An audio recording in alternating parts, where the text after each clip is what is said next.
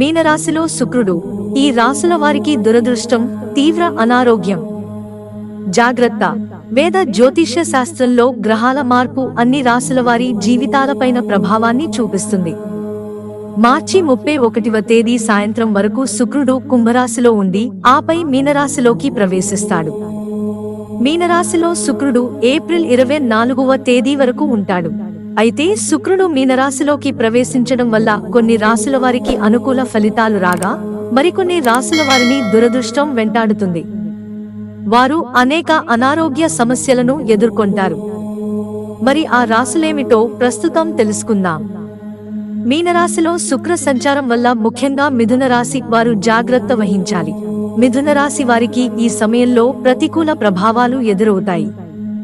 మిథునం యొక్క పాలక గ్రహం బుధుడు శుక్రుడితో బలమైన స్నేహపూర్వక సంబంధాన్ని కలిగి ఉండినప్పటికీ ఈ సమయంలో శుక్ర సంచారం మంచిది కాదని, స్థానికులకు శుభప్రదం కాదని చెబుతున్నారు. మీన రాశిలో శుక్ర సంచారం వల్ల మిథున రాశి ఉద్యోగస్తులు కార్యాలయంలో ఇబ్బందులను ఎదుర్కొంటారు.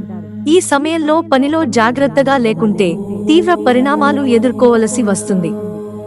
ఇక ప్రేమ సంబంధంలో కూడా హెచ్చుతగ్గులు వచ్చే అవకాశాలు ఉన్నాయి. వర్తక వ్యాపారాలు చేసే వారికి అంత లాభదాయకంగా ఉండదు. ఈ సమయంలో విజయ అవకాశాలు తక్కువగా ఉంటాయి.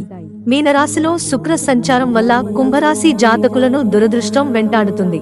కుంభరాశి జాతకులు ఈ సమయంలో మాటలపై అదుపు ఉంచుకోవలసిన అవసరం ఉంది. మీనరాశిలో శుక్ర సంచారం కుంభరాశి జాతకుల ఆరోగ్యానికి ఏమాత్రం మంచిది కాదు.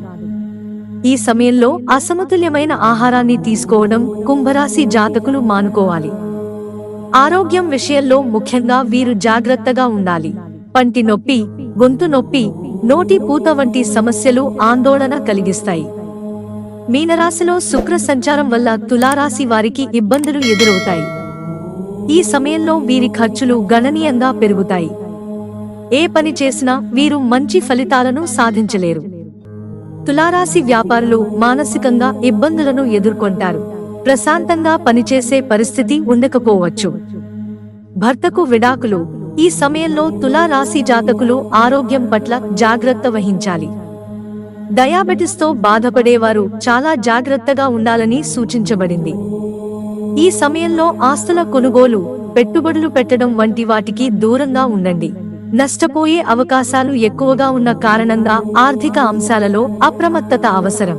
మిత్రులారా, ఛానల్ సబ్స్క్రైబ్ చేసుకోవడం మర్చిపోకండి. ధన్యవాదాలు.